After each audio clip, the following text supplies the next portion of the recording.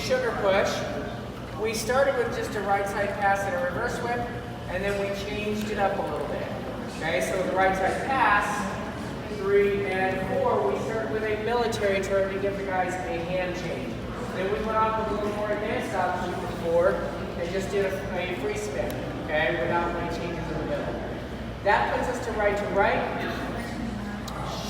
doing a wristy twisty, but I'm doing it with footwork variations for the lead.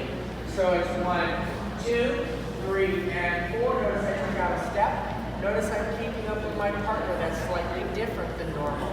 I'm going to take out another step here and do a 5 while I accelerate her to do an and 5, and 5. Recover 6.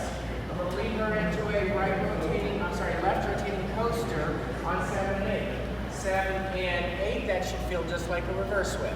Okay? From here, I'm going to go ahead and pick up the shoulder, accelerate her again, and do 9 and 10 as I do a little counter press across the track. Free spinner out, 11 and 12, 13 and 14. Same thing from the other side just to prove it works. Side pass.